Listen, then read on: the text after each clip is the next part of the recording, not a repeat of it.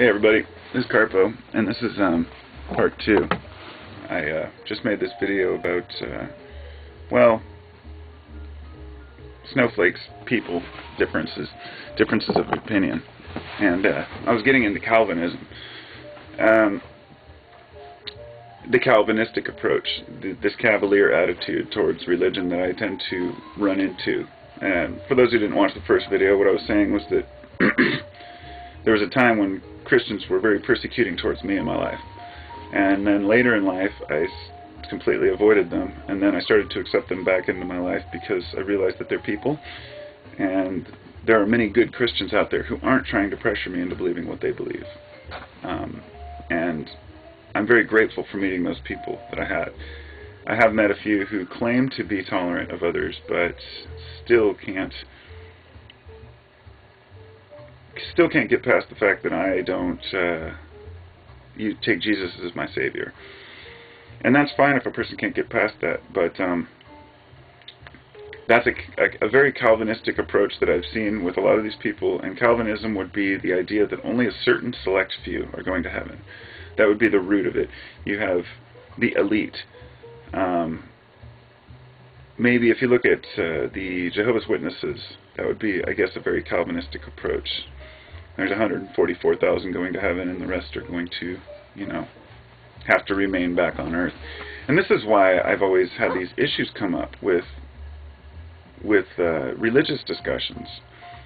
It's because I'm not opposed to a belief system itself, and I'm not opposed to what a person believes. But when a person believes that their Savior is the only Savior and that everyone else is damned, it kind of makes people wonder, how do they view me?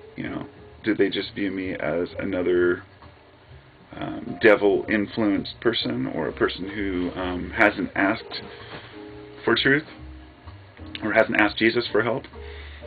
I've had a lot of Christians tell me, not a lot, but a few, tell me that, hey, if you just ask Jesus and just talk to God, and He'll listen. I talk to God every day, every single day. I talk to the air, I talk to the universe. I don't believe it as a God, as a figure, or as a anthropomorphic figure, or a humanistic figure. When I speak to God, I talk to everything, but I do talk to God in my own way, and I find it to be very soothing sometimes when I really need a hand. But I generally know deep down inside that we can't just ask God for a prayer and expect Him to bail us out of our situation. I've heard a lot of people say, well, I asked God and He didn't answer my prayers, and then finally He answered them. And that's convincing enough for some people. And that's fine for them. But I've had a lot of situations where I didn't ask anybody for help, and the situation fixed itself. I know a lot of atheists and a lot of hateful people who have needed help and got it without even asking for it. And I know a lot of people who have been truly strong Christians and asked for help and not gotten it. So we can't use prayer as a gauge for how effective a religion is, but I do believe that saying a prayer with a group of people has much power. I did a shaman workshop with a group of people in a teepee one time out in the woods, and we did a group prayer. And it was kind of interesting because they were talking to the Archangel Gabriel, and the lady who was doing the ceremony was calling upon these figureheads, and I was kind of like, we'll see what this, The feeling I got when I walked out of that teepee, that rush of energy that came with a group of people all humming and meditating together, it was one of the most enlightening experiences of my life. And it made me realize the minute I walked out, this is how people feel when they leave church. And I thought, now if I went around trying to tell everybody that going to the shaman workshop would make them feel so great and so in touch with God and in touch with the universe, they'd probably just look at me like I'm crazy, because unless you've been there, you can't understand. And I feel like a lot of Christians are in the same boat. They're trying to convince people that if they go to church or ask Jesus for help. I've heard a lot of folks say, all you have to do is just ask Jesus. But I have before, for Why not? Just for the hell of it. And when I brought that up, some folks say, well, you have to mean it. So here's the conundrum. Here's the catch-22. People will tell others that you have to ask for help from this particular belief system. So the person says, I've tried and it didn't work. And the person says, well, you have to really believe it. And the person says, well, in order to believe it, I have to have some sort of an evidence that it actually works. And the person will say, we have to have faith. But faith is based on uncertainty. And so it becomes this big conundrum. And it's not an easy one for people to get past. In my life, am no righter to tell a Christian they're wrong than they are to tell me I'm wrong. And I do sometimes, and I apologize for that if I offend anyone. Sometimes when I'm speaking in these videos and I'm talking, I tend to say things that maybe come out a little bit too abrasive. Like, religion does this, or Christians do that. And I don't mean to do that, because I don't want to attract people who are anti-Christian or anti-belief system, anti-God. That's not me. I'm not anti-God. I believe in God. I just believe God is something different than everyone else does. Completely different than every single other person. And the truth behind what I believe is based in my experience. And so I develop it as I go along. So rather than being fed a belief system and then trying to find points that I agree with on that and convince myself that that belief is true, I'm developing a belief system on what I know is true and what I feel is true. And I know that my subjective experience is not adequate to really know for certain exactly what it is. In other words, God can never be known for certain. If there is a God, if everything is God.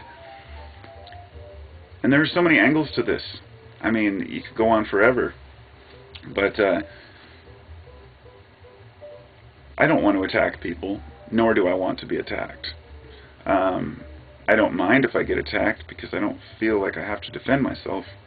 I've put myself in this channel and done these videos the way I do them because I don't expect anything, and I don't care if people don't like it. They don't have to watch it, and if people do, they can. But I'm not, I never tried to get my channel.